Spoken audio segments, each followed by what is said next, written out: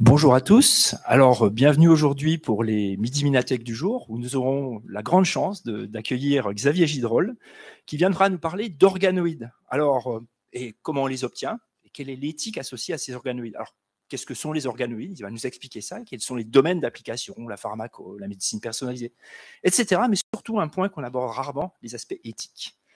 Donc, mais avant, je vais vous présenter, vous faire part du prochain Midi Minatech de la semaine prochaine.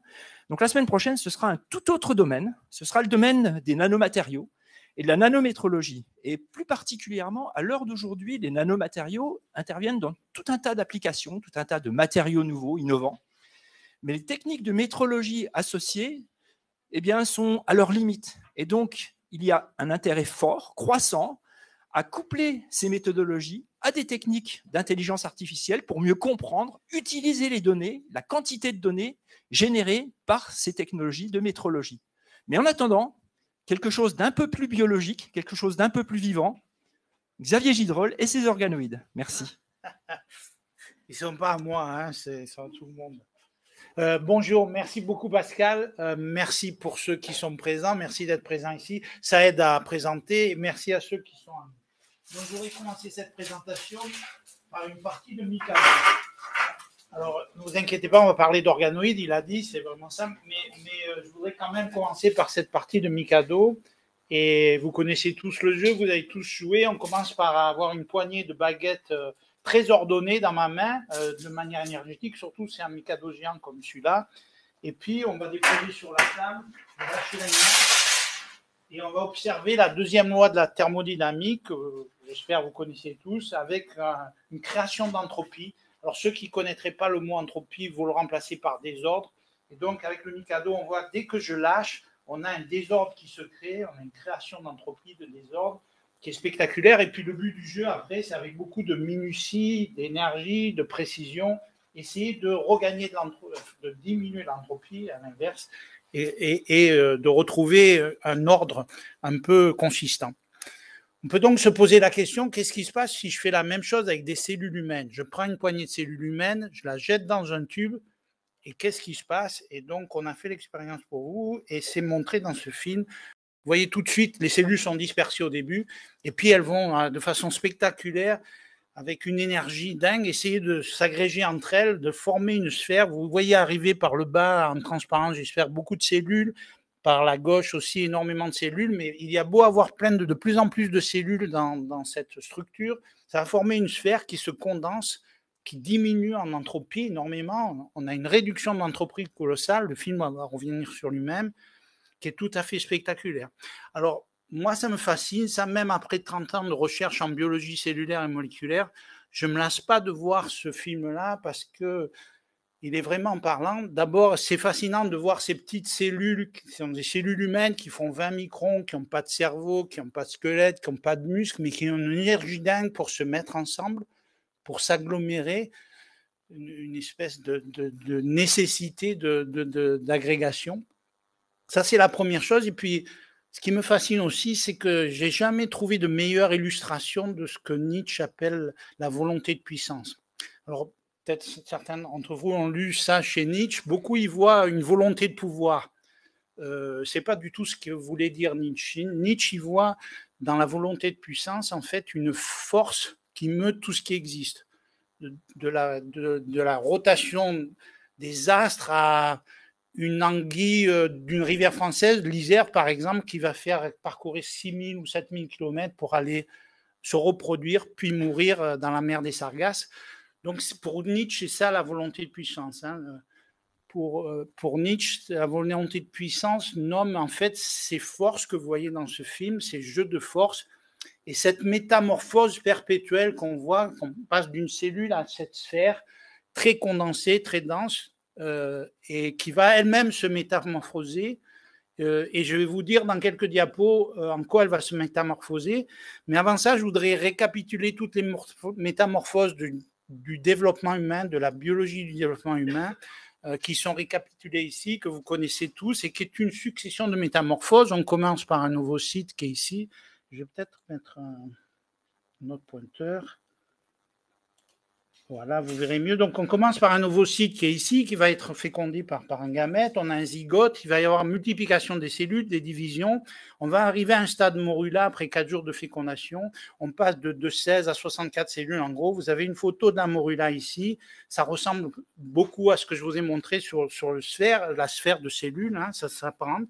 Et puis, il y a d'autres métamorphoses juste après. On va former un blastocyte qui est ici, avec cette masse interne de cellules en bleu ici qui est très importante. J'espère que vous l'avez vu bien, qui sont ce qu'on appelle les cellules souches embryonnaires, qui vont pouvoir donner tout l'individu, toutes les cellules de l'individu, tous les organes de l'individu. Donc cette masse interne de cellules, elle est importante. Et la métamorphose, cette métamorphose perpétuelle va se continuer quand le blastocyte qui est ici va se nicher dans l'endomètre et commencer à former ce qui va être l'embryon. Donc la masse interne ici se transforme petit à petit en le début d'un embryon humain avec ce qui sera la tête ici, ce qui sera les jambes ici. Et puis surtout, ce qui est important, c'est ces couches embryonnaires qui sont très importantes. Donc en jaune, vous avez la couche qui s'appelle endodermique, qui va donner naissance à tous ces organes, et pas que cela. Il y a quelques exemples ici, hein, le foie, le système digestif. Une couche qui est appelée mésodermique, qui va donner les poumons, les muscles, le squelette. Et puis à l'extérieur, en bleu, ici, une couche ectodermique qui va donner le cerveau, la peau, les cheveux, etc. Donc vous voyez, c'est sans arrêt, ça illustre complètement la volonté de puissance de Nietzsche et cette métamorphose perpétuelle, ici pendant l'embryogénèse, ici pendant le développement, et ça ne fait que continuer. En fait, c'est cette force de métamorphose qui est fascinante, et donc c'est pour ça que ça me fascine particulièrement. Alors, quel est le moteur de ces métamorphoses perpétuelles qu'on peut observer ici?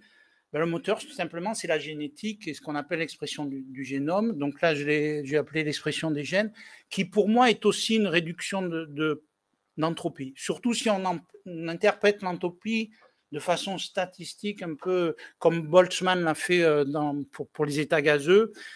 Et donc, je vais vous expliquer ce concept un petit peu. Donc, nous sommes faits de 10 puissance 14 cellules. Alors, c'est un grand nombre, 100 000 milliards de cellules, mais qui ne dit pas toujours grand-chose. Donc, pour vous donner une idée et pour comparer, dans la Voie lactée, il y a on estime, 200 à 400 milliards d'étoiles. 200 à 400 milliards d'étoiles, c'est beaucoup, mais c'est rien par rapport à 100 000 milliards de cellules. 100 000 milliards de cellules, 10 puissance 14, c'est un chiffre colossal. Et dans chacune de ces cellules, vous avez 22 000 gènes. Dans les 100 000 milliards de cellules, il y a les 22 000 gènes tout le temps dans le noyau de la cellule. Mais bien entendu, quand vous avez une cellule de l'œil, vous n'avez pas besoin des mêmes gènes qu'une cellule du foie ou qu'une cellule du cerveau. Donc devant chaque gène, on a une espèce, pour faire simple, une espèce d'interrupteur qui fait qu'on allume le gène dont on a besoin dans la cellule, qui va faire une protéine qui est nécessaire à l'œil ou au foie, et on éteint les gènes dont on n'a pas besoin. Donc, si on a une interprétation statistique de l'entropie, ça me donne, en termes de nombre de possibilités d'expression des gènes dans une cellule, 2 à la puissance 20 000, qui est ici, ou 22 000, ce qui fait un nombre colossal qui dépasse 10 puissance 100. Je ne sais même pas donner un nom à ce chiffre-là, hein. C'est 100 zéros, mais c'est probablement de là. C'est énorme. Et même si je vous ai dit qu'on était fait de beaucoup de cellules, hein, 100 000 milliards, c'est beaucoup par rapport au nombre d'étoiles dans la galaxie, mais ce chiffre, il est ridicule par rapport à celui-là. Ce qui fait que, de manière statistique, on devrait avoir toutes les cellules complètement différentes. Comme chaque fois que je vais lancer le Mikado, je vais avoir une configuration particulière. Vous pourrez jouer 1000 fois, ça ne sera jamais la même. Il est possible même qu'une fois, vous ayez une configuration ordonnée. Boltzmann nous dit que ce n'est pas impossible, mais en tout cas, ça sera toujours. Bon, là, c'est exactement la même chose avec nos gènes. Si c'était complètement au hasard, toutes nos cellules devraient être différentes. Et on sait que ce n'est pas vrai. Chez l'humain, il y a 260 types cellulaires. J'ai perdu ma souris, là. 260 types cellulaires. Donc, il y a une réduction de la complexité de la combinatoire d'expression des gènes, qui est une réduction d'entropie. Et en fait, la vie, on peut la résumer à ça, une réduction forte d'entropie, qui est temporaire, hein, dans l'espace et dans le temps, mais qui pourrait se résumer à ça. Donc, ça, c'est le moteur de ces métamorphoses perpétuelles que j'ai évoquées. Et donc, je vais revenir à ma sphère de cellules que je vous ai montré tout à l'heure dans le film, qui est ici. Donc, on appelle un sphéroïde. Et il est temps pour moi de définir un peu ce qu'est un organoïde ou un sphéroïde. Donc, le suffixe oïde, je vous rappelle, ça veut dire qui ressemble à, qui s'apparente à. Un astéroïde, c'est un objet céleste qui s'apparente à une étoile. Un robot humanoïde, c'est un robot qui s'apparente à un humain. Une courbe sigmoïde, c'est une courbe qui s'apparente à la lettre S. Donc le suffixe oïde veut dire qu'il s'apparente à. Donc ici, j'ai un sphéroïde, c'est une sphère, ça s'apparente à, c'est vraiment une sphère de cellules. Et les organoïdes, tout simplement, sont des objets en 3 dimensions qui s'apparentent à des organes humains, qui sont multicellulaires, qui sont auto-organisés. Donc, si vous avez une chose à retenir, c'est celle-là. Rappelez-vous que c'est auto-organisé. Vous l'avez vu, hein, les cellules toutes seules sont engagées. Elles vont aller plus loin après, je vais vous le montrer ici. Donc, mais c'est auto-organisé. Et donc, c'est un objet qui récapitule ou qui mime pour partie l'architecture et le fonctionnement d'un organe. Donc, on va partir de cette masse inerte de cellules que je vous ai montée dans le blastocyte avant, qu'on appelle les cellules souches. Je vais parler de cellules souches pluripotentes. Il y a plusieurs moyens de les avoir, soit embryonnaires, soit induites. Je ne vais pas rentrer dans ces détails, mais je vais parler de cellules souches pluripotentes et les opposer aux cellules souches adultes qui, elles, n'ont pas récapitulé l'embryogenèse. Donc, quand on parle de cellules souches pluripotentes, avec ces expressions de gènes que vous évoquez, qui sont reprises ici, on active des gènes ou on les réprime, on arrive à engager les cellules souches dans une couche d'endoderme, l'équivalent d'endoderme, ce feuillet embryonnaire que je vous ai évoqué tout à l'heure. Donc, en activant ce gène activina, on fait de l'endoderme, on engage dans l'endoderme. En activant ces gènes, ces 2 gènes ici, on engage dans le mésoderme. Et en engageant ces gènes ici, on engage dans l'ectoderme. Et je vous ai montré tout à l'heure que chaque feuillet embryonnaire va donner un certain nombre d'organes. Et on peut, en activant des gènes ou en les réprimant, vert et en rouge ici, de façon assez simpliste, hein, c'est facile à comprendre conceptuellement, former les différents organes qui sont issus de ces feuillets embryonnaires. Mais on peut faire la même chose des cellules souches dites adultes, c'est-à-dire je vais prendre des cellules d'un individu, de ses organes, donc c'est déjà passé par l'embryogenèse, hein, on a un adulte, je vais prendre ces cellules dans son organe, il y a toujours des cellules souches adultes qui n'ont pas la totipotence, qui ne peuvent pas donner tous les organes de l'être humain, mais qui peuvent donner tous les types cellulaires d'un organe. Et toujours pareil, en activant des gènes, en les réprimant, je vais être capable de les orienter, de les engager dans ce qu'on appelle un IH particulier, un organe particulier. Donc ici, vous avez l'illustration de cette métamorphose perpétuelle que j'évoquais, chère à Nietzsche, donc entre le sphéroïde qui a une architecture particulière et l'organoïde ici. Ici, c'est en l'occurrence un organoïde prostatique qui ressemble à une grappe de raisin, comme toutes les glandes exocrines chez l'homme. C'est toujours une grappe de raisin comme ça. Et vous voyez cette métamorphose qui a eu lieu. Donc, je ne vais pas parler de prostate aujourd'hui. On fait aussi des organoïdes de peau à partir de cellules totipotentes ou de cellules adultes. Mais ce n'est pas ce dont je veux vous parler aujourd'hui. Je vais plutôt vous parler d'organoïdes pancréatiques. Donc, je vous ai dit conceptuellement, c'est assez simple de créer un organoïde à partir d'une sphère. La sphère, je vous ai vu, je vous l'ai montré sur le film, elle se forme toute seule. Et ensuite, en allumant des gènes ou en les éteignant, je vais engager la formation d'un organoïde. Alors, c'est facile à dire. En revanche, c'est assez fastidieux à faire. Au laboratoire, ça prend plusieurs jours ici. Vous voyez, je vais engager en changeant les milieux, en ajoutant ces produits de gènes, ces protéines, etc. Je vais engager dans l'endoderme, que je vous l'avais dit. Je vais faire le tube primitif du côlon, enfin de ce qui va devenir le côlon, de la partie postérieure, et puis je vais obtenir un progéniteur pancréatique, c'est l'équivalent d'une cellule souche adulte, on peut utiliser le terme cellule souche adulte ou progéniteur, et là, à partir de là, il faut 14 jours, il faut venir tous les jours au labo, c'est pour ça qu'on a beaucoup de HNO chez nous, pour changer les milieux, donc c'est fastidieux, il peut y avoir des contaminations, etc. On attend longtemps, parce qu'il va falloir encore attendre 14 jours ou un peu plus pour avoir un organoïde pancréatique. Et il y a certains organes, c'est encore plus long. Donc, c'est conceptuellement très facile de passer de cellules souches à un organoïde, mais c'est relativement fastidieux. Donc, on fait des organoïdes pancréatiques au labo. Et un peu 2-3 mots sur le pancréas, qui est un organe assez complexe, puisqu'il a 2 fonctions. La première fonction exocrine, qui est assurée par ces structures, ces grappes de raisin, hein, encore une fois, que j'évoquais tout à l'heure, dont le job est de sécréter les sucs digestifs qui, par ces canalicules ici, vont aller vers le côlon et être distribués dans le corps. Donc ça, c'est la fonction exocrine du pancréas. Et puis, il y a une autre fonction qui était assurée ici par ces sphères. Et là, j'ai une coupe de la sphère. En fait, c'est une sphère. Hein, on a coupé ici pour que vous voyez les choses. qui s'appelle l'îlot de Langerhans et dont la fonction est de synthétiser deux hormones, l'insuline et le glucagon, qui vont réguler le taux de glucose dans le sang. Et comme elles vont réguler le taux de glucose dans le sang, il faut que ça soit très vascularisé. Donc, vous voyez ici, ça représente la vascularisation en rouge, ce qui n'est pas le cas des acinies ici ou de ces grappes de raisin qui ne sont pas du tout vascularisées. En revanche, les îlots sont vascularisés puisque les hormones doivent aller dans le sang immédiatement. Donc, à partir de cellules souches pluripotentes ou de cellules souches adultes, on est capable de faire des organoïdes pancréatiques, d'îlots pancréatiques de cette fonction endocrine.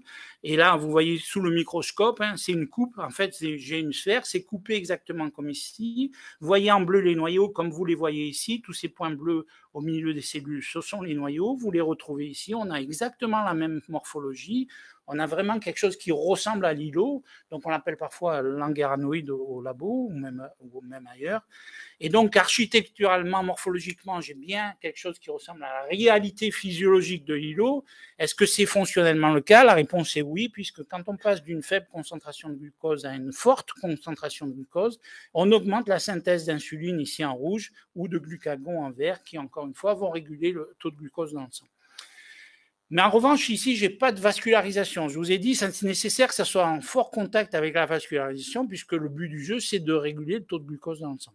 Donc, on fait aussi des organoïdes de vaisseau, que vous voyez ici. Donc, on collabore avec l'équipe de Joseph Penninger à Vienne, en Autriche, qui a été le premier à faire des organoïdes de vaisseau à partir de cellules souches pluripotentes. On a cet organoïde de vaisseau qui est ici, qui est en fait une vraie pelote de laine de vaisseau. Vous voyez des vaisseaux aussi en vert ici qui sont connectés. En fait, on arrive à les mettre sur des puces en collaboration avec l'équipe de Fabrice Navarro au DTBS, au LETI. Et donc là, c'est un organoïde qui est sur puce. Donc, c'est très fonctionnel hein, parce qu'on a réussi à connecter le vert avec le rouge ici sur la puce. Mais en plus, c'est très beau. Enfin, je ne sais pas si vous êtes... Moi, je suis impressionné par la beauté. C'est vraiment de l'art. Hein. On dirait un Jackson Pollock, mais façon pop art avec de la fluo partout. Ça me fascine et je trouve ça super et beau et en plus c'est fonctionnel. Mais des fois on obtient autre chose. Je vous ai dit ça s'auto-organiser, j'ai insisté là-dessus, les organoïdes sont auto-organisés. Donc on ne contrôle pas tout le temps. Et des fois on a des choses qui sont moins belles et qui font peur même. La première fois que j'ai vu ça sous le microscope, j'ai eu un moment de recul. Vous voyez cette chose apparaître ici. Ça reste quand même la même métaphore artistique, elle est toujours là parce qu'on dirait vraiment ce tableau que vous connaissez tous, qui est le cri d'Édouard Munch. C'est fascinant à quel point ça se ressemble, y compris les bras sur les oreilles. Enfin, mais à part la métaphore artistique, c'est pas trop là-dessus que je voulais inciter. Je voulais vous montrer que ici on a encore un organoïde de vaisseau. Il est contouré en jaune. Il est complètement fonctionnel. Il est connecté avec le vert comme on voulait. Si les vaisseaux sont en rouge, ça a marché, ça a fonctionné. Mais ça illustre bien l'auto-organisation. Je ne la contrôle pas complètement. C'est les cellules qui décident toutes seules de se mettre de telle ou telle façon, dans tel ou tel agencement. Moi, ce qui m'intéresse à la fin, c'est qu'elle fonctionne. Mais retenez, parce que ça a une dimension éthique importante, on ne contrôle pas tout quand on auto-organise. Mais in fine, on a réussi à en faire ce qu'on voulait quand même. Ce sont des îlots pancréatiques vascularisés pour nos applications, j'y reviendrai. Et là, on voit de façon très nette et très belle un réseau vasculaire auto-organisé en vert qu'on a réussi à connecter à un îlot de Langerhans, un organoïde îlot de Langerhans qui avait ses propres vaisseaux en rouge. Et puis, bon, c'est un peu difficile à voir, mais il y a plein d'endroits où on voit le rouge et le vert qui se connectent. On a démontré que c'était fonctionnel, etc. Et qu'on avait vraiment des îlots vascularisés. Alors, à quoi ça nous sert tout ça ?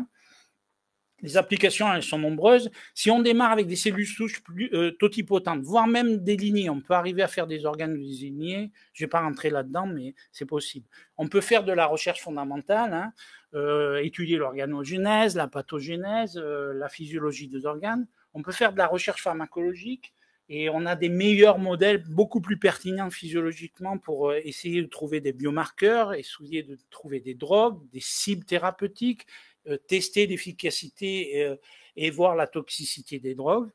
En revanche, si on part à partir de cellules souches du patient, là, on peut faire d'autres choses, hein, des cellules souches adultes de l'organe. On peut faire de la médecine personnalisée. Alors, ou de précision. C'est quoi la médecine personnalisée ? Je vais donner un exemple en cancer du pancréas, parce qu'on travaille là-dessus. Donc, l'oncologue, il a en général, quels que soient les cancers, il va avoir 3-4 anticancéreux à disposition pour traiter le patient. En revanche, il ne sait pas lesquels fonctionnent et il sait, comme on sait nous, que tous les anticancéreux, quels qu'ils soient et quels que soient les cancers, fonctionnent entre 30 et 60% des patients. Mais on ne sait pas pourquoi. La plupart du temps, enfin, il n'existe pas de biomarqueur aujourd'hui pour nous dire ce patient-là, on va le traiter avec cet anticancéreux-là. Donc, si on pouvait, pour le cancer du pancréas, faire des organoïdes du pancréas, ce qu'on essaye de faire aujourd'hui, pour aider le clinicien à sa décision thérapeutique, on prend l'organoïde de patient, vos cellules, les cellules du patient, on en fait des organoïdes, on traite avec les 4 en 5 anticancéreux qu'on a, et on peut dire au clinicien, ben, monsieur X ou madame Y, le meilleur traitement pour lui, c'est cette drogue à cette concentration. Donc c'est ça la médecine personnalisée, elle est importante, elle est là, enfin elle n'est pas là aujourd'hui dans les labos, mais elle sera là demain, je ne peux pas vous dire le quand, mais aucun doute qu'elle sera là. Si on étend ce concept-là au-delà d'un seul individu, le patient qu'on considérait, et qu'on élargit à tout ça, on peut faire des essais cliniques, on pourrait faire des essais cliniques avec des organoïdes. Les essais cliniques aujourd'hui, ça coûte un fric monstrueux puisqu'il faut plusieurs hôpitaux, des médecins, des infirmières, du personnel soignant, des lits de malades, etc. Et puis, il y a des populations sur lesquelles on ne fait jamais d'essais cliniques, les enfants, les femmes enceintes, ou peut-être une maladie très typique de telle ou telle île au milieu du Pacifique. Avec les organoïdes, on pourrait faire ça. On ne mettrait plus les gens en danger. On pourrait tester sur ces populations-là qu'on ne teste jamais, vraiment l'effet des médicaments, y compris sur les 100 patients qu'il pourrait y avoir sur une île particulière. Donc l'essai clinique avec les organoïdes, j'y crois beaucoup, y compris avec les organoïdes sur puce. Puis enfin, on peut faire de la médecine régénératrice, c'est-à-dire on va utiliser des organoïdes pour restaurer une fonction qui est déficiente, en attendant une éventuelle greffe d'organes qui, vous savez, sont de plus en plus difficiles à trouver. Donc, on pourrait utiliser des organoïdes pour restaurer une fonction. C'est ce qu'on veut faire avec le diabète de type 1, toujours une maladie du pancréas. Le diabète de type 1, c'est une maladie auto-immune qui aboutit à ce que le patient, avec ses anticorps, détruise ses îlots de Langerhans et n'ait plus de fabrication d'insuline ou de glucagon. Donc, ils ont un diabète dit de type 1, ils n'ont plus d'insuline, c'est très problématique. Et une des voies thérapeutiques aujourd'hui qui est remboursée depuis l'année dernière, depuis peu, c'est la transplantation d'îlots. On prend des îlots de donneurs cadavériques, il en faut 3 ou 4 pour un receveur et on va l'éjecter. Donc, on travaille beaucoup là-dessus pour essayer justement de fournir plus d'îlots à partir de cellules souches qu'on va récupérer, faire des îlots pour pouvoir les transplanter. C'est un exemple parmi d'autres, celui sur lequel on travaille nous, mais il y a d'autres exemples en médecine régénératrice. Et puis enfin, il y a des aspects éthiques. Ces organoïdes vont permettre de réduire l'expérimentation animale, de la raffiner, etc. Je pense que l'expérimentation animale sera toujours nécessaire pour certains aspects, notamment par exemple le comportement, les tests de mémoire, etc. Je ne pense pas qu'on les fera demain sur les organoïdes, mais en revanche, sans aucun doute que les organoïdes vont permettre de réduire fortement l'expérimentation animale. Donc là, je fais une transition avec l'éthique. Pascal le disait, c'est important. 20 minutes, c'est parfait. Donc, je vais faire la transition avec... je vais parler d'éthique maintenant. Je vous ai montré comment on fabrique des organoïdes. Quels sont les questionnements qui sont liés à ces organoïdes? Il y a celui de l'expérimentation animale, mais il n'y a pas que celui-là. Et en fait, ça vient d'une discussion que j'ai eue avec Alexis Greenbaum. Alexei est un collègue du CEA. Hein. Il est dans le labo il est au LARCIM à Saclay, dans le labo d'Étienne Klein, je pense que vous connaissez tous. Comme Étienne, il est physicien et philosophe. Hein. Et Alexei est spécialiste d'éthique de l'intelligence artificielle, des robots. Il a beaucoup écrit et réfléchi à ça. Mais avec l'émergence des organoïdes, il a été curieux et c'était juste avant la crise Covid, il m'a appelé un jour pour que je lui parle des organoïdes et que je lui dise un peu ce que je vous fais aujourd'hui, ce que c'est, qu'est-ce que ça implique, etc. On a parlé longuement, plus d'1 heure ensemble, et après ça, Alexei a écrit un texte et je vous donne un peu un compte-rendu de ces discussions au niveau éthique. Donc, il y a 2 niveaux éthiques, à mon avis, bioéthique pour les organoïdes. Il y a un premier niveau que j'ai écrit ici, qui sont des questionnements classiques en éthique et en bioéthique, qu'on pourrait avoir pour tous les échantillons humains et qu'on peut se poser pour. Et puis, il va y avoir des aspects beaucoup plus spécifiques à l'organoïde dans un deuxième temps. Ce sont des questionnements éthiques. Je n'ai pas vocation ni même ambition ici de vous donner les réponses. J'en suis pas capable. Ce sont des questions complexes. Il faut des philosophes, des juristes, des médecins, des biologistes. Mais en tout cas, je vais essayer, dans une espèce de recherche et innovation responsable, de vous dire, quand on travaille sur les organoïdes, quels questionnements il peut y avoir. Donc, parmi les questionnements classiques, les questions juridiques sur la propriété d'un organoïde, est-elle liée à l'origine des cellules? Est-ce que c'est le patient qui est le propriétaire, le médecin, le chercheur? L'organoïde, même s'il est externe au corps, possède des traits communs avec l'individu dont il est issu, l'information génétique. On peut remonter à lui. Hans Clevers, qui fait des organoïdes, me disait qu'en fait, les techniciens qui font des organoïdes reconnaissent le patient en fait à l'organoïde, sans passer même par la génétique.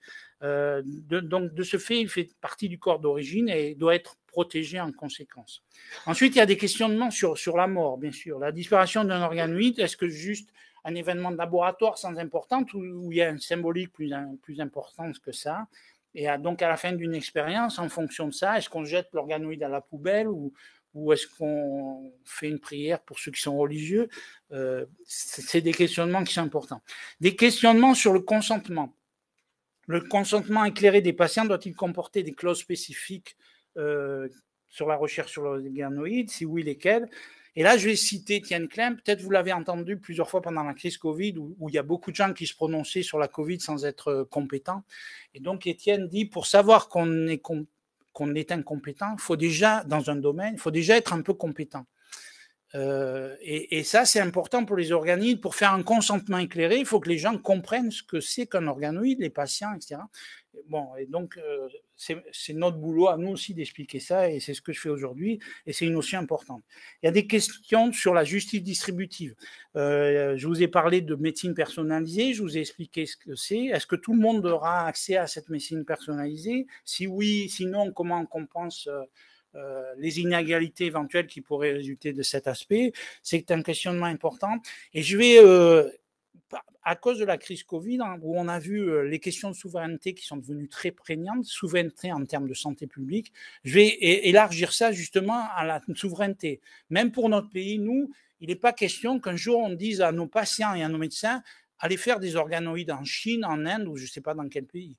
Je milite là-dessus, je me bats y compris dans mes fonctions plus nationales pour qu'en France, on puisse avoir des organoïdes pour nos patients et nos médecins, c'est essentiel.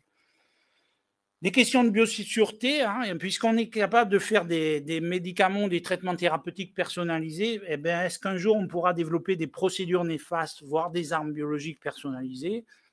Il nous en faut une pour Poutine. Et puis des questions d'épistémologie. Quelles sont les limites des modèles prédictifs fondés sur l'usage des organoïdes? Mais si j'arrive avec des organoïdes, ce que je pense aussi très réaliste, à prédire une comorbidité, une complication qui va arriver dans 2-3 ans, etc., quel impact sur l'assurance, sur les assurances des gens, etc., ces questionnements doivent être pris en compte.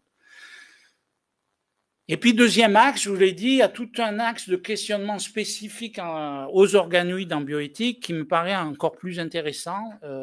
Et donc, pour illustrer ça, ils viennent surtout du fait qu'on est capable de faire des organoïdes de cerveau.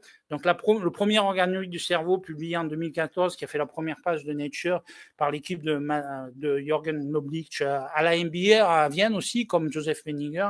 Pour moi, c'est le meilleur institut en Europe, même dans le monde, pour les organoïdes. Donc, c'est Madeleine Lancaster et Jürgen Noblich qui ont fait ça en 2014.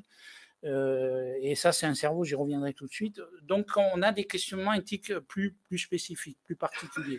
Le premier, c'est l'ontologie quelle est la vérité ontologique de l'organoïde?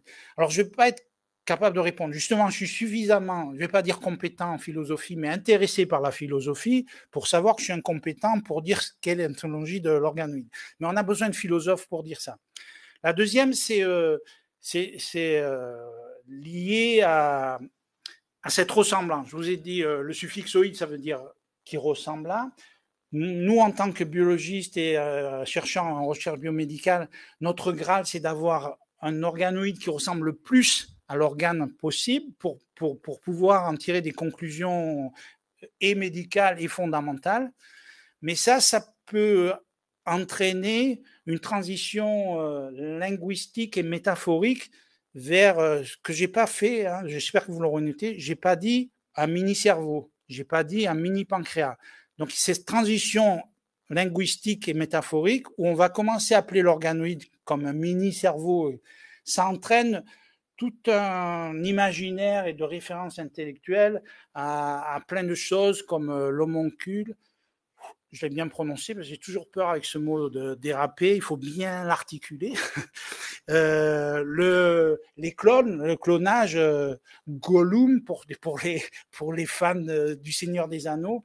Donc il y a tout cet imaginaire-là qui devient présent, qui se projette sur l'organoïde si on commence à l'appeler par un mini-cerveau. Donc autant ça a du sens en termes de science de dire j'ai fait un mini-cerveau pour étudier ça, autant toute cette charge émotionnelle et culturelle est importante. Le troisième aspect très spécifique, ça va être, il faut que je revienne, ça me revient, oui, c'est sur ce travail-là. Donc là, c'est un travail toujours sur des organoïdes de cerveau qui a été fait plus récemment par une équipe de San Diego en 2019 et qui, pour la première fois, ont vu des ondes cérébrales formées par l'organoïde équivalente à celle qu'on peut avoir chez un nouveau-né. Pas un nouveau-né, un prématuré, entre 7 et 8 mois. D'accord donc, ça c'est pas attendu, je pense, par l'expérience. Et ça revient à ce sur quoi j'ai incité, l'auto-organisation. Qui dit auto-organisation dit non-contrôle. 2 minutes, je vais essayer d'aller vite. Donc, non-contrôle, ça veut dire que des fois, il va apparaître, j'ai fait la manip avec un questionnement biologique, il va apparaître des propriétés que je n'avais pas prévues et qui vont poser un questionnement éthique non prévu. Et puis, les ondes cérébrales, aspect supplémentaire, vont projeter la notion sur l'organoïde de compétences cognitives, psychologiques de haut niveau, même de douleur, qui, en se posant la question, est-ce qu'il va y avoir perception de stimuli par cet organoïde? Est-ce qu'il va connaître la douleur? Est-ce qu'il va avoir de la mémoire? Et au pire de tout, est-ce qu'il va avoir conscience de lui-même? Je ne pense pas que ce soit le cas aujourd'hui, mais c'est notre devoir de se questionner là-dessus parce qu'on ne va pas attendre qu'il parle pour se poser la question de ce qu'on en fait et comment on le traite. S'il parle, il faudra qu'on fasse attention aux soins qu'on lui porte, etc.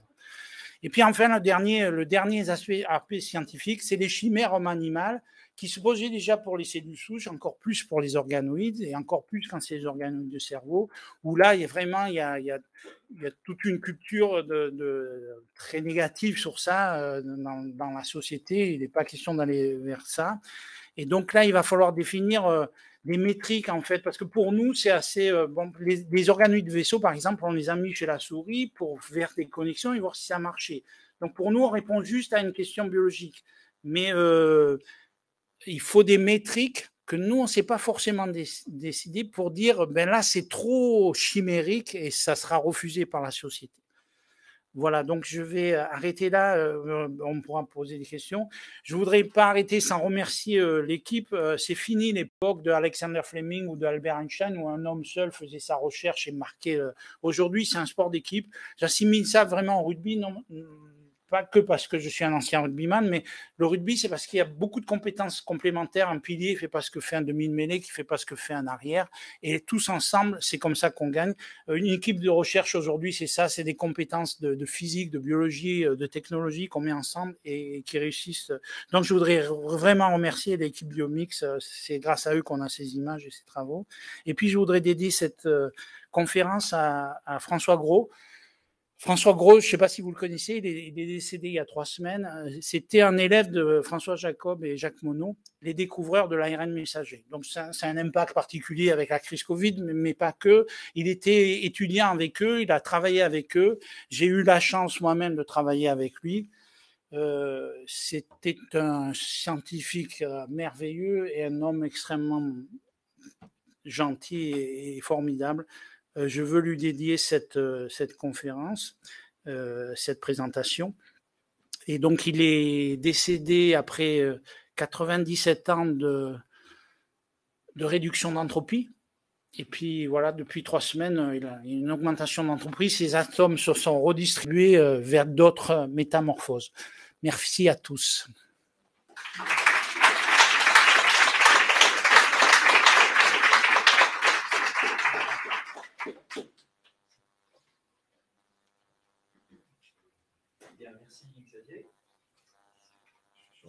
Merci Xavier pour cet exposé qui nous a scotché, je pense. Je pense que la salle est d'accord avec moi.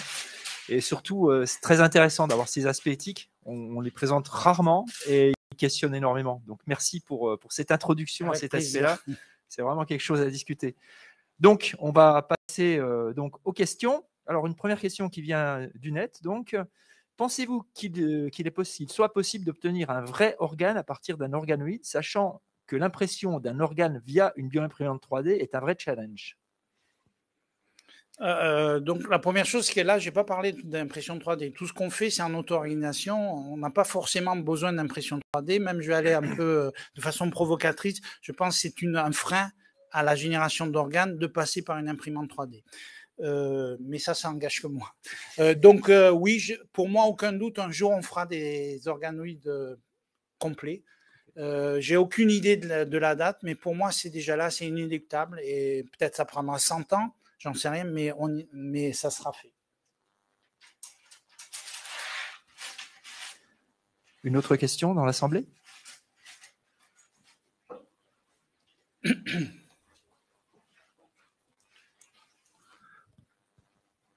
Test. Oui, ça marche. Merci beaucoup pour la présentation tout d'abord. De rien, merci à vous. Et en fait, moi, je me pose une question juste, est-ce que vous pensez que c'est possible de, entre guillemets, connecter plusieurs organoïdes pour former des systèmes plus complexes? C'est-à-dire un organoïde, par exemple, de l'estomac avec un organoïde du cerveau, par exemple, enfin, des systèmes plus complexes. Oui, alors, pas chimérique, hein, Oui, donc on rentre bien pas sûr. en train, mais en tant qu'humain, c'est ce qu'on fait un peu déjà, notamment grâce aux puces. Donc, j'ai pas trop parlé des organoïdes sur puce, mais on fait des organes sur puce avec l'équipe de Fabrice Navarro des TBS. Et donc, on arrive à faire des multi-organoïdes sur puce. Et là, c'est un modèle très intéressant puisque justement, les modèles animaux ne permettent pas ça. Et on peut, avec ces multi-organoïdes sur puce, étudier les interactions entre organes. Je vais donner un exemple simple.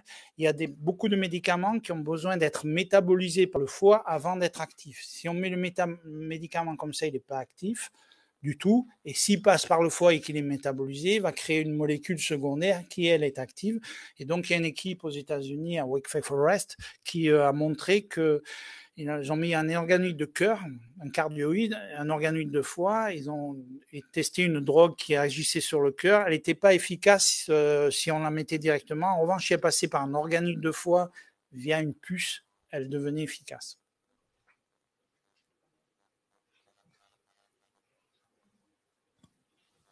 Bonjour, merci pour la présentation. Moi, j'avais une question, parce que c'est passionnant tout ça, notamment sur le début, qui est en fait l'infini des possibles, quasiment de l'adaptation du vivant, au regard des combinaisons que tu as mentionnées. Et la question que je me posais, c'était une question pour discuter, programmation versus adaptation. Parce qu'on voit, par exemple, même avec ce qui se passe sur les biologies des organoïdes, domaine scientifique passionnant, les organoïdes se développent souvent avec une organisation qui peut être un peu chaotique, qui n'est pas forcément toujours l'organisation qu'on va vraiment avoir dans le vivant. Et on a vu des études récentes qui montrent qu'avec parfois de la technologie, on arrive à mieux réorienter, à mieux accompagner cette auto-organisation pour que ça se déroule encore mieux comme il se passe dans le vivant. Pourtant, dans le développement embryonnaire du départ, ce qui se passe dans le ventre de la maman, on n'est pas forcément soumis, comme on l'est à l'âge adulte, à l'adaptation de l'environnement. Et tout se programme de façon parfaite pour avoir à chaque fois une organisation qui est la même. Et ça, je trouve que ça interroge sur les potentialités de l'auto-organisation et ce qu'on n'arrive pas encore, bien évidemment, à reproduire in vitro. Et puis, je voulais avoir ton avis là-dessus, Xavier. Merci Fabrice, question super facile. Mais bon, je vais essayer de répondre dans la vraie vie, dans l'utérus. Donc, les conditions, elles sont super constantes. C'est pour ça que je ne suis pas très fan de la dureté de l'environnement, etc., ou de la pression partielle de l'oxygène, parce que dans l'utérus, elles sont très constantes. Donc, en fait, ce programme génétique se met en place toujours dans des conditions de pH, de pression partielle de l'oxygène, de dureté de l'endomètre, etc., qui sont les mêmes, en fait, qui ne changent pas. Donc, je pense que ça résout pour partie.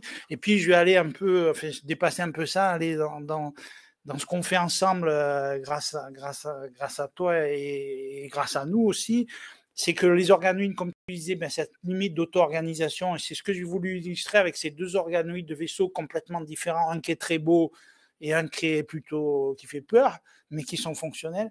Donc ça, c'est la limite des organoïdes. Et en revanche, les organes sur puce, eux, ils permettent d'avoir une fonction très précise, contrôlée. On peut éluder une fonction physiologique fine, simple, comme par exemple la respiration alvéolaire. Et donc, en associant les deux, on peut avoir le meilleur des deux mondes, un peu un contrôle, et puis l'auto-organisation ou la complexité plutôt que l'auto-organisation des organoïdes. Je ne sais pas si je réponds vraiment, mais...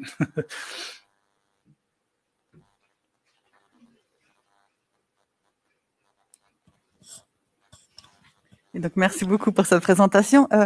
Je me demandais, moi, le défi que représente la durée de vie des organoïdes pour justement faire ce que tu dis, étudier son fonctionnement, étudier les effets des drogues.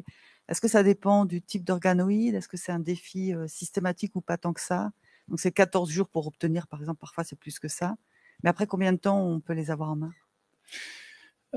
Donc ça dépend beaucoup des organes. Les organoïdes de cerveau, il y en a qui les gardent plus d'une année, jusqu'à 2 années.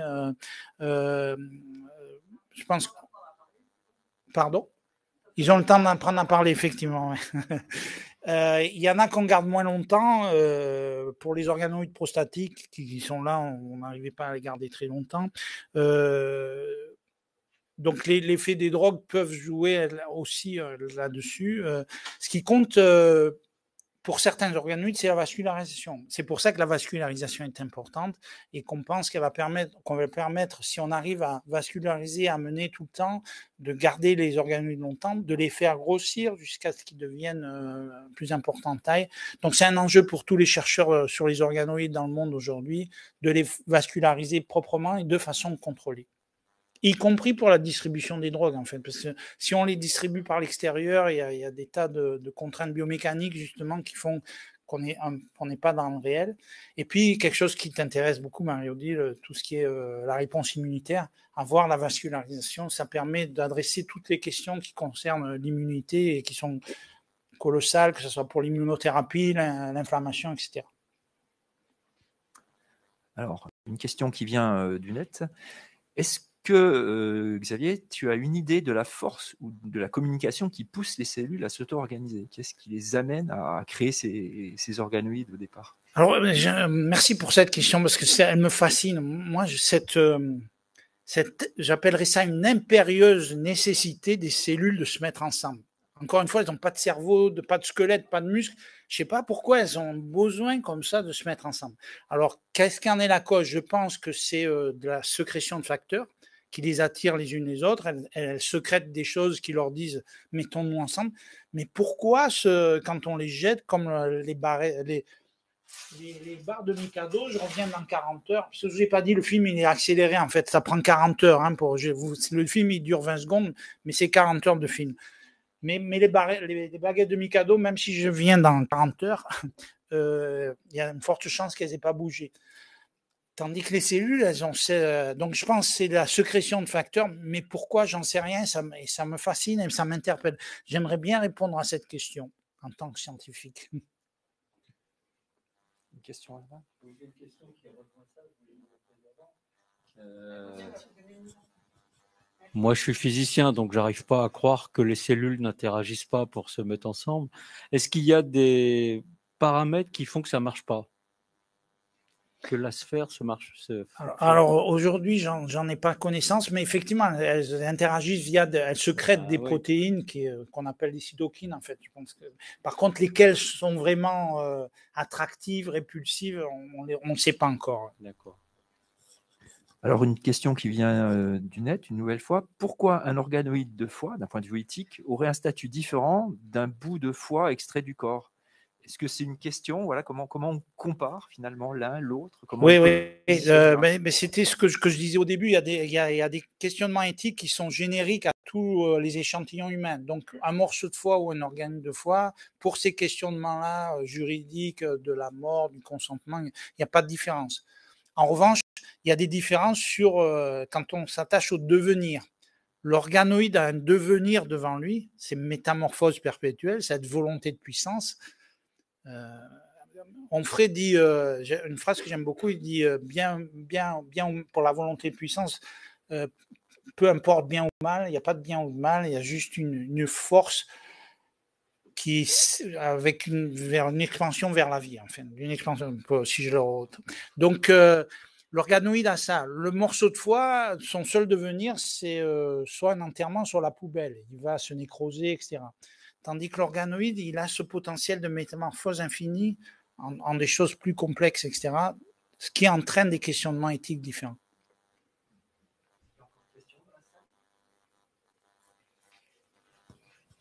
Merci. Ma question, elle était sur l'éthique, justement, et c'était pour savoir, est-ce que dans vos recherches et dans le développement de vos recherches, vous avez déjà une sorte de loi éthique qui entoure le développement et qui soit limite, soit met des règles? Est-ce que vous avez des lois que vous devez respecter dans le développement de vos recherches? Alors, la première dimension, elle doit être personnelle. C'est ce que j'ai appelé une recherche et une innovation responsable. Donc, il y a une théorie là-dessus sur, en tant que chercheur, et on doit avoir quand même, à mon avis, une conscience éthique plus ou moins forte. Mais ça, elle n'est pas contrôlable. Alors, on a quand même des garde-barrières, si vous voulez, aujourd'hui, qui sont des accords qu'on signe avec les hôpitaux. Quand je vais avoir des cellules souches, etc., et ça repose toujours sur un accord qu'on a signé avec un hôpital où il y a des questionnements éthiques, etc. Mais c'est pas loin d'être parfait. Par exemple, j'espère qu'il n'y a pas de médecins dans la salle, mais les médecins ont tendance à croire que l'échantillon leur appartient. Ils nous le donnent des fois avec difficulté. Donc, même si on a un accord officiel selon les règles éthiques avec l'hôpital, c'est pas toujours facile. Donc, c'est pour ça qu'on pose ces questionnements éthiques. C'est important et ça se fait déjà, il y a un comité national de bioéthique qui réfléchit à ces questions, il y a un comité éthique de l'INSERM qui réfléchit à ces questions. Il faut établir des garde-fous, c'est clair. Donc, il y a une éthique personnelle et puis il y a une éthique dictée. Idéalement, dans mes rêves, c'est que ça doit être toujours personnel. J'aime pas trop qu'on nous dise ce qu'il faut faire, mais c'est mieux quand même que ça soit dicté et c'est en construction.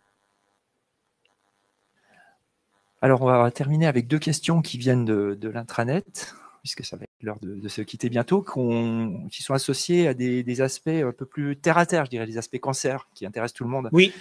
Et il y a une première question, c'est est-ce qu'on observe sur des organoïdes des processus cellulaires qui génèrent, en fait, qui donnent genèse à des cancers? Complètement. C'est une bonne question, parce que ça me permet de parler de quelque chose dont je n'ai pas du tout parlé. Je vous ai défini ici, justement, sur cette diapo, les organoïdes, les sphéroïdes. Il y a aussi ce qu'on appelle les tumoroïdes, qui ressemblent à une tumeur. Certains appellent ça des organoïdes tumoraux. Je déteste ce terme parce qu'en fait, une cancérisation d'un tissu, c'est une déconstruction. On a un tissu qui est très spécialisé, avec une architecture, je vous ai montré pour certains. Quand on a un cancer, ça se dégrade de plus en plus. Il y a prolifération cellulaire de façon chaotique et la structuration du tissu se perd. C'est comme ça qu'on grade les cancers, d'ailleurs, entre 1 et 4, en fonction de ce qu'on appelle la dédifférenciation, la non-spécialisation, etc. Comme le suffixe oïde veut dire qu'il ressemble à, ou ça ressemble à un cancer, et c'est un tumoroïde, ou ça ressemble à un organoïde, et c'est un organoïde. Les organoïdes tumoraux, pour moi, ça ne veut rien dire. Donc, on travaille aussi sur les tumoroïdes, sur le pancréas. On est capable de faire des organoïdes pancréatiques, comme je vous ai montré, de l'îlot, mais les cancers, pour le pancréas, ils ne sont pas dans l'îlot. À 99%, ils se font dans la partie exocrine que j'ai montré aussi, les acinies. Et donc, on fait des organoïdes ou des tumoroïdes d'acinies. Et c'est vraiment une des questions qu'on pose, nous, au labo, c'est quelle est l'initiation tumorale, le tout début de la cancérisation du pancréas. Parce qu'aujourd'hui, pour le cancer du pancréas, on manque de diagnostic. Et on aimerait bien trouver ce qui fait qu'il est si néfaste et si de faible pronostic, de pronostic très grave. Si on arrivait à trouver un marqueur qui permette de diagnostiquer de façon très précoce, parce qu'il est toujours détecté trop tard, ça serait important. Et on se sert des organoïdes pour ça. Nous, on cherche vraiment ce passage de l'organoïde vers le tumoroïde pour essayer d'y trouver des biomarqueurs. Donc la dernière question avant de se quitter. Pensez-vous que grâce aux organoïdes, on est désormais vraiment à l'aube d'une cure contre le cancer? La cure, enfin, le traitement du cancer est déjà très avancé. Il y a plus un seul cancer qui soit incurable. C'est plus devenu une maladie de longue durée avec un pronostic qu'on suit, etc. Mais il y a encore des progrès à faire, notamment le cancer du pancréas, etc. Donc il y a déjà beaucoup de progrès avec les anticancéreux. Il y a eu l'immunothérapie, donc on arrive à dresser des anticorps contre les cancers, etc. Mais c'est vrai que l'analyse des tumorides et de leur devenir, que j'évoquais aussi dans les aspects différence avec un morceau de foie, ça va nous permettre, je pense, de découvrir d'autres mécanismes et d'autres pistes thérapeutiques. Eh bien, merci beaucoup, Xavier, pour ce sujet qui était vraiment passionnant. Eh bien, on espère te revoir bientôt pour la suite, plaisir, parce que c'est merci toujours aussi magnifique. Donc, pour tous ceux qui veulent re-regarder de nouveau cette intervention, eh bien, je vous invite à regarder Minatech News, Minatech TV, pardon. Vous recevrez un petit SMS qui vous donnera le lien. Et puis, n'oubliez pas, la semaine prochaine, donc, j'ai oublié de donner leur nom tout à l'heure, Julien Bardereau et Johan Fouché de Pollen Métrologie qui viendront vous parler de nanométrologie et de nanomatériaux. À bientôt pour de nouvelles aventures.